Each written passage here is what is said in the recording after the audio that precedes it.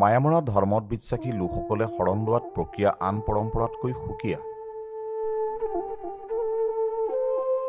চাবুৱাৰ ৰজাবাৰী পুৰণা বৰনামঘৰৰ ৰাইজে 6 মাৰ্চৰ দিনটোত মায়ামৰা দিঞ্জয় সত্ৰত শৰণ গ্ৰহণ কৰে।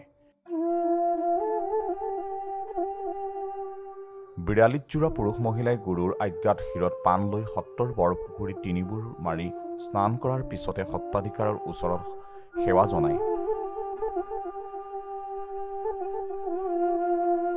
এই স্নান কৰা কাৰ্যত কেৱল পুৰুষসকলেহে বৰপুখুৰীত বুৰ মাৰে। শ্ৰী শ্ৰী মায়ামৰা দিঞ্জয় সত্ৰৰ সত্ৰাধিকাৰ মুকুন্দানন্দ গোস্বামীৰ জৰিয়তে ঈশ্বৰৰ ওচৰত শৰণ লয় ভক্তসকলে। ভক্তিৰে ভগৱন্তৰ ওচৰত শৰণাপন্ন হৈ নিজ ধৰ্ম পালনত ব্ৰতী হয় শৰণীয়ালসকলে।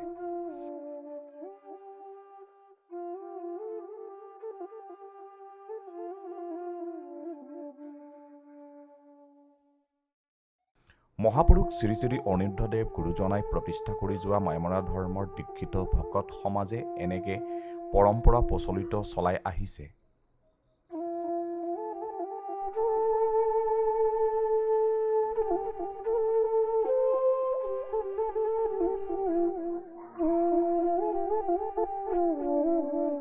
এই প্ৰতিবেদনতে উপস্থাপন কৰা সম্ভৱ নহয় এই সকলো পৰম্পৰাৰ সম্পৰ্কত।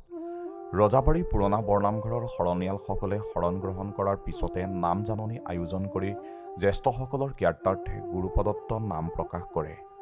এয়া মায়ামৰা ধৰ্মৰ এক আংশিক শৰণ লোৱা পৰ্বৰ প্ৰতিবেদন।